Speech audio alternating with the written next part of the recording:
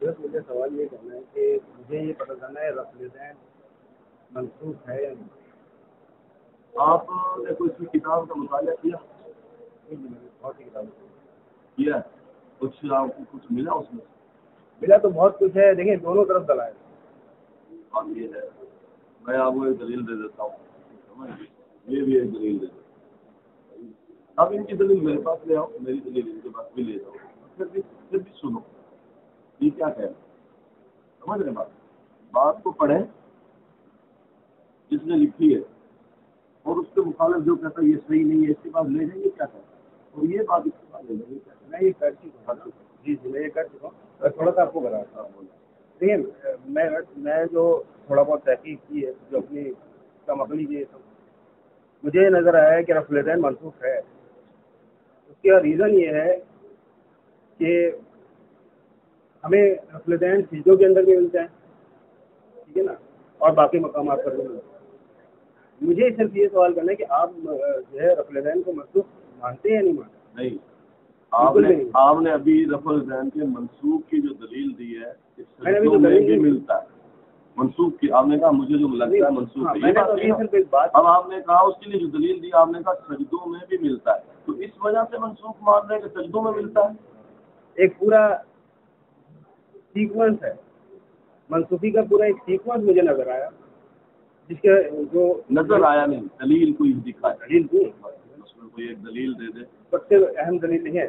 رفع اليدین جو ہے حدیث میں آتا ہے کہ رفع اليدین حضرت عبداللہ بن عمر رضی اللہ عنہ نے رفع اليدین ہر اونچ نیچ میں کیا.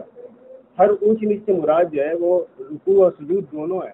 ائمہ کرام اور فقہاء کرام کو جو میں نے جو تھوڑا بہت پڑھا اس میں مجھے یہ نظر آیا کہ رکوع اور سجود دونوں. اب میری بات یہاں سے سن لیں, ہر اونچ نیچ کی اگر تفسیر اور حدیث سے اس کی وضاحت ہمیں مل جائے کہ ہر اونچ نیچ سے مراد کیا ہے, تو اس حدیث کو لیں گے یا اپنی فہم کو لیں گے. اب عبداللہ بن عمر اگر کہہ دیں خود ہی کہ بھائی نبی اسلام نے کھڑے ہوئے افتتاح نماز میں رکوع میں جاتے ہوئے رکوع سے اٹھتے ہوئے کیا, یا 2 رکعتوں کے تشہد کے بعد کیا, تو پھر اونچ نیچ پھر یہی مانیں گے یا پھر اپنے مقصد سے ہر اونچ نیچ مانیں گے؟ اگر یہی دلیل میں آپ کو دوں کہ ہر اونچ نیچ میں آپ نے کہا رکوع میں جاتے ہوئے رکوع سے اٹھتے ہوئے اور تیسری رکعت کے لیے کھڑے ہوتے, ٹھیک ہے, یہی حدیث اگر آپ کو میں دے دوں کہ حضرت عبداللہ بن عمر رضی اللہ عنہ نے سجدوں کے اندر سجدوں میں جاتے ہوئے سجدوں سے اٹھتے ہوئے اور سجدے سے کھڑے ہوتے ہوئے بھی رفع اليدین کہاں ہے, یہ کئی احادیث ہیں. حضرت مالک بن حویرث رضی اللہ عنہ یہ حدیث جو ہے مسند ابن حنبل کی, اس میں انہوں نے نبی پاک صلی اللہ علیہ وسلم کی پوری نماز بیان کی ہے. اس میں سجدوں میں رکوع میں جاتے ہوئے رکوع سے اٹھتے ہوئے سجدوں میں بھی رفع اليدین کی پہلی دلیل. جی اچھا, جی پہلی دلیل یہ ہوتی, ٹھیک ہے. ابو داؤد کی حدیث ہے حضرت وائل بن حجر رضی اللہ عنہ, وہ بھی فرماتے ہیں کہ پوری کی پوری رفع اليدین انہوں نے رکوع میں جاتے ہوئے رکوع سے اٹھتے ہوئے اور سجدوں کے اندر جاتے ہوئے سجدوں سے اٹھتے ہوئے بھی رفع اليدین حدیث میں ملتا ہے. یہ میرے پاس ہے, اگر کوئی کہے تو میں بھی دکھا دوں. ابو داؤد میں ٹھیک ہے نا. تیسری دلیل یہ ہے کہ حضرت عبداللہ بن عمر رضی اللہ عنہ, اس کی ان سے حدیث ملتی ہے حضرت عبداللہ بن عمر رضی اللہ عنہ سجدے میں جاتے ہوئے سجدے سے اٹھتے ہوئے اور سجدے سے کھڑے ہوتے ہوئے رفع اليدین کرتے ہوئے. اس کی دلیل نماز نبوی میں علامہ ناصر الدین البانی رحمۃ اللہ علیہ کی جو کتاب ہے اس میں بھی انہوں نے یہ حدیث رقم کی ہے, لیکن اس میں انہوں نے ڈائریکٹ نبی پاک صلی اللہ علیہ وسلم سے جو ہے نا حدیث اس میں رقم کی ہے. وہ فرماتے ہیں کہ انہوں نے پورا باب باندھا ہے اس کی 2 حدیث انہوں نے بیان کی, اور ان کی ایک تحقیق علامہ ناصر البانی صاحب کو تو آپ بھی مانتے ہیں, بڑے مقامات, ٹھیک ہے نا. ان کی اپنی ایک تحقیق ہے, انہوں نے احادیث کے اوپر بہترین طریقے سے جو ہے نا ریسرچ کی اور ان کے ذوق کو ثابت کیا, صحیح اور ذوق کو سکھاؤ نے. ان کی کتاب میرے پاس ہے ابھی بھی, اس میں انہوں نے واضح طور پہ یہ حدیث رقم کی ہے نماز نبوی کو ثابت کرنے کے لیے کہ نبی پاک صلی اللہ علیہ وسلم رفع اليدین کیا کرتے تھے, ہر رکعت میں تکبیر کہا کرتے تھے, سجدے میں بھی تکبیر کہا کرتے تھے, کبھی کبھی سجدوں کے اندر رفع اليدین بھی کیا کرتے تھے. انہوں نے کبھی کبھی کا لفظ یوز کیا ہے.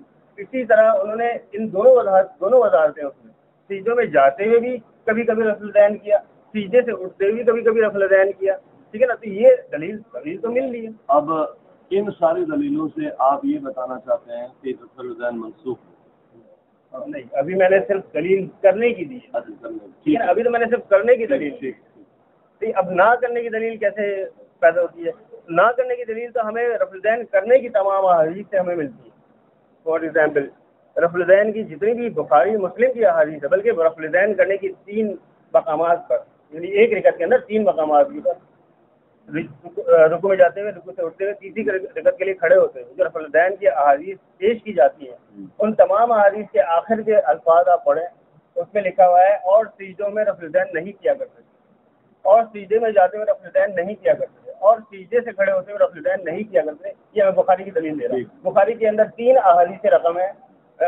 سب سے ابن عمر رضی اللہ عنہ اور مالک بن حویرث رضی اللہ عنہ، ان دونوں سے جو احادیث ملتی ہیں وہ 3 احادیث ہیں. ان تینوں کے اندر یہی وضاحت کی ہوئی ہے کہ سجدوں میں جاتے ہوئے نہیں کیا، یہ نہیں ہوتا. ٹھیک ہے نا. تو دیکھیں دلیل تو مل گئی، پہلے کرنے کی دلیل ملی، سجدوں کے اندر رفع الدین کرنے کی دلیل ملی.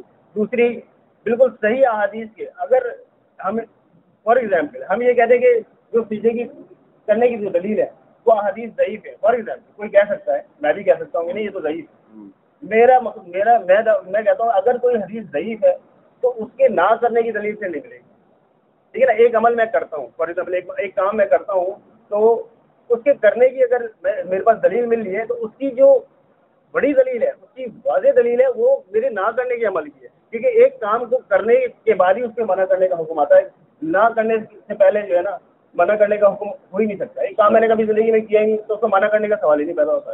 اس کا مطلب یہ ہے کہ نبی پاک صلی اللہ علیہ وسلم نے اور صحابہ کرام نے سجدے میں بھی رفع الدین کیا، سجدے میں بھی کیا اور سجدے سے اٹھتے ہوئے بھی کیا.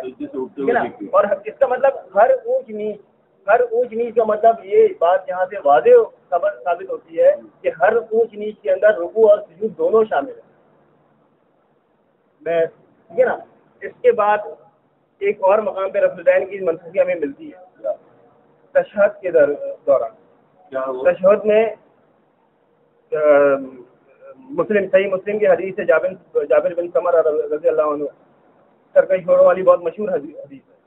شریر گھوڑوں کی دموں کی طرح نبی پاک صلی اللہ علیہ وسلم نے ارشاد فرمایا کہ اور یہ کیا تم نماز میں شریر گھوڑوں کی دموں کی طرح ہاتھ اٹھایا کرتے ہو، نماز میں سکونت اختیار کیا کرتے ہو. ٹھیک ہے نا. تو اس میں واضح طور پہ یہ دلیل ملتی ہے کہ صحابہ کرام کوئی عمل کیا کرتے تھے، نماز میں سلام پھیرتے ہوئے. ٹھیک ہے نا. سلام پھیرتے ہوئے امام مسلم نے اس کو تشہد کی بات میں لیا ہے اور اس میں سلام پھیرتے ہوئے رفع الدین کی دلیل دی ہے اور اسے نبی صلی اللہ علیہ وسلم سے منع بھی فرمایا. تو اس کا مطلب یہ کہ صحابہ کرام پہلے ہر مقام پر رفع الدین کیا کرتے ہیں، چاہے وہ رکوع سے اٹھتے ہو، سجدے میں جاتے ہوئے، سجدے کھڑے سے اٹھتے ہوئے، تشہد میں بھی بیٹھ کے سلام پھیرتے ہوئے بھی رفع الدین کیا ہے اور نبی پاک صلی اللہ علیہ وسلم نے اس میں منع بھی فرمایا. ٹھیک ہے نا. تو ہمیں سب سے پہلی دلیل ہمارے رفع الدین منسوخی کی سب سے بڑی پہلی دلیل ملتی ہے تشہد میں. تشہد میں نبی پاک صلی اللہ علیہ وسلم نے خود منع فرمایا. 2 احادیث ہیں، صحیح مسلم بھی 2 احادیث ہیں. جابر بن میرے علم میں 2 ہیں، آگے والی بھی پڑھ لیتا اس میں بھی ہوتا ہو گیا. میں بالکل اس کو آگے آپ ماشاء اللہ عالم ہے اور وضاحت ہو جاتی ہے. آپ کو بتا رہا ہوں جہاں آپ نے یہ پڑھی ہے نا 2، اس سے آگے تیسری بھی پڑھنا. جی آپ امام نبوی کا باب جو باندھا نا وہ بھی ذرا پڑھنا. آپ مجھے بتا دیں، آپ میری اصلاح فرما دیں. میں یہی کہہ رہا ہوں جہاں آپ نے 2 پڑھی نا، جہاں اسی کے ساتھ مطلب یہی حدیث ہے، اسی سلسلے کی ہے تیسری. ہاں اچھا یہ تینوں پڑھنا. ٹھیک ہے میں آپ کو دعوت دے رہا ہوں. اچھا 2 میں نے آپ کو بتایا کہ تشہد میں سجدوں میں رفع الدین کی منسوخی ہے. 2 مقامات پر کرنے کی بھی دلیل ملتی ہے، منسوخی بھی. اس کے بعد پھر جب آپ کہتے ہیں کہ بھائی 2 میں تو ملتی ہے باقی میں نہیں، تو حضرت عبداللہ بن مسعود رضی اللہ عنہ کی ترمذی کی حدیث ہے، اس میں واضح طور پہ رفع الدین کی منسوخی نظر آتی ہے. حضرت عبداللہ بن مسعود رضی اللہ عنہ عبداللہ بن مسعود رضی اللہ عنہ فرماتے ہیں کہ آؤ میں تمہیں نماز نبی پڑھ کر دکھاؤں. 2 حدیث ہے اس میں، ایک پڑھ کر دکھاؤں اور ایک جو انہوں نے بتایا کہ نماز نبی بتاؤں. یعنی ایک قولی حدیث ہے اور ایک فعلی حدیث. تو اس میں دونوں حدیث میں حضرت عبداللہ بن مسعود رضی اللہ عنہ نے صرف تکبیر اولیٰ کا رفع الدین کیا، باقی کسی مقامات پر پہلا نہیں ہوا. نہیں آپ کی منسوخ پہلا نہیں ہوا. آپ تو کہہ رہے ہیں نا کہ سارا منسوخ ہو گیا. نہیں میں نے یہ نہیں کہا، میں نے کہا مقامات پر. ٹھیک ہے آپ صحیح کہہ رہے ہیں، یہ بھی بات آپ کی میں مان لیتا ہوں. جب آپ نے کہا نا کہ منسوخ تمام مقامات پر منسوخ، ٹھیک ہے بالکل تمام مقامات پر منسوخ. چلے آپ کی بات میں رکھتے ہیں. تمام مقامات پر منسوخی کے بعد ہمیں بہت ساری چیزیں ملتی ہیں. ایک رفع الیدین مسعود نے نہیں کیا، پھر آپ نے نماز پڑھائی، نماز پڑھائی اور رفع الیدین نہیں کیا. ٹھیک ہے، یہ حدیث بالکل صحیح ہے. امام ترمذی فرماتا ہے یہ حدیث حسن حدیث ہے. ٹھیک ہے، اگر آپ کو اس حدیث کے اوپر امام ترمذی کی ساری حسن حدیثوں کو آپ مان لو گے؟ ساری حدیث جو حسن ہے وہ کہہ رہے ہیں تو ماننی پڑیں گی. میں آپ کو لیکن اس کے اوپر دیکھیں، اس کے اوپر بہت ساری تحقیق بھی ہے نا. اگر صرف امام ترمذی کہہ رہے ہیں ہر بار اگر آپ کہتے ہیں کہ حسن روایت ہے، ٹھیک ہے.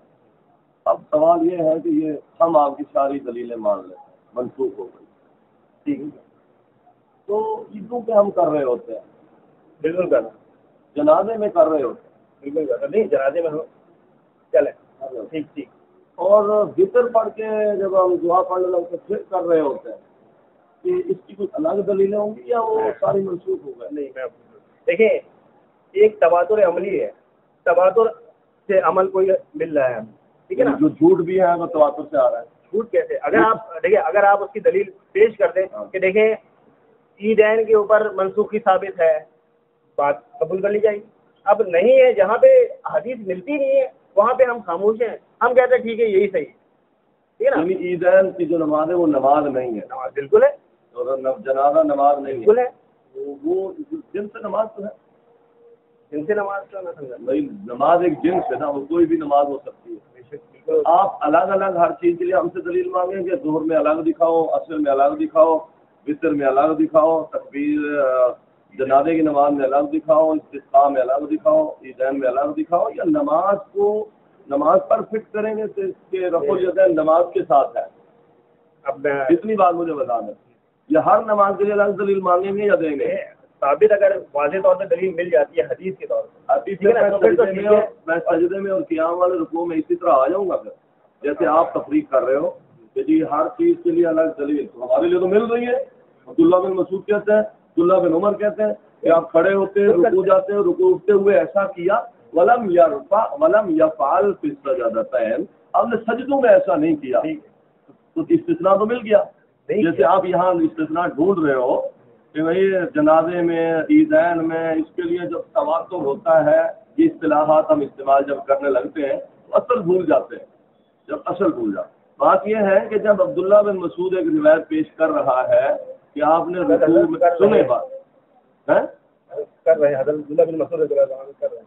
ہاں، عبداللہ بن عمر، تو رکوع میں آپ نے ایسا کیا، اٹھتے ہوئے ایسا کیا، رکوع میں جاتے ہوئے ایسا کیا، 2 رکعتوں کے بیچ میں جب تشہد سے اٹھے پھر ایسا کیا، لیکن سجدوں میں آپ نے ایسا نہیں کیا. ایک بات، تو آپ اس کو کیا مانتے ہو؟ اس کو یہ ہم یہی بات اس میں بات کہہ نہیں سکتے کہ یہاں جس چیز کی نفی ہو گئی ہے وہ ختم ہو گیا، اور جس چیز کا پہلو بیان ہو گیا وہ موجود ہے. ایک بات، یا پھر آپ کہتے ہیں کہ نہیں ہمارے ہاں عیدین میں تو چلے گا، جنازے میں بھی چلے گا، وطر میں بھی چلے گا، تو یہ تواتر کے ساتھ آ رہا ہے، تو یہ بھی تو حدیث تواتر کے ساتھ آ رہی ہے. آپ کی بات بالکل صحیح ہے، بالکل آپ کی بات بالکل صحیح ہے. فرق صرف اتنا ہے کہ ایک تواتر عملی ہمیں صرف بغیر دلیل کے ملتا ہے. جیسے تواتر عملی ہمیں اگر عیدین کی نماز ہے یا جنازے کی نماز ہے اس میں ہمیں حدیث دلیل کے طور پر یہ کوئی چیز حدیث اور قرآن کی اصطلاح کی بات کر رہے ہیں آپ؟ تواتر عملی تو دیکھیں، تواتر عملی تو عمل در عمل جو ہمارے تک آج تک متا ہو رہا ہے، ٹھیک ہے، اسلام کے زمانے سے ہوتا آ رہا ہے، ٹھیک ہے، ہونا چاہیے نہیں ہونا چاہیے. اس کی منسوخی نہیں، اس کی منسوخی بھی ہے نا، اس کی منسوخی نہیں ہے، اس کی منسوخی واضح دلیل ملتی ہے. وہ کہنا نہیں کیا.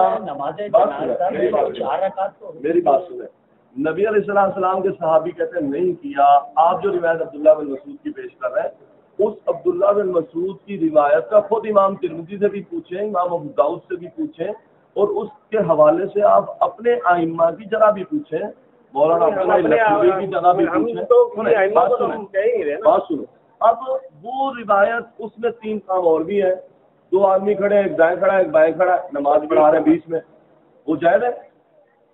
اسی نماز اسی میں ہے، وہ حدیث بھی ہے، نسائی میں بالکل الگ حدیث ہے. وہ حدیث کسی دوسرے راوی سے مروی، وہ بھی یہی ہے کہ میں تمہیں آپ کو یہاں آپ کہہ رہے تھے انہوں نے نہیں کیا، اور اگر نسائی میں یہ الفاظ ہوں کہ میں تمہیں رسول اللہ صلی اللہ علیہ وسلم کی نماز پڑھاتا ہوں اور 2 بندوں کے بیچ میں کھڑے ہوں، پھر کیا کہیں گے؟ اور تطبیق کا عمل بھی کریں، پھر کیا کہیں گے؟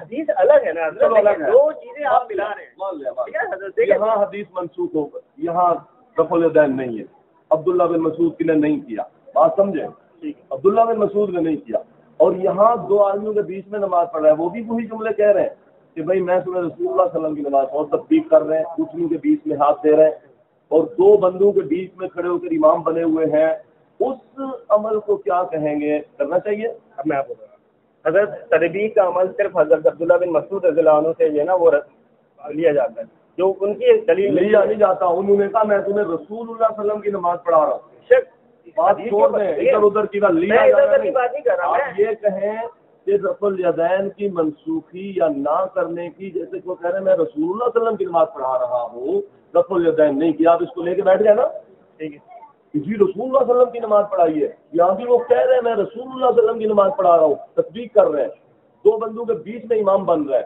آپ لو نا اس کو، کیوں نہیں لیتے؟ دیکھیں اس کے اوپر اسی کے آگے حدیث ہے، واضح حدیث ہے، ٹھیک ہے صحیح مسلم کی حدیث ہے.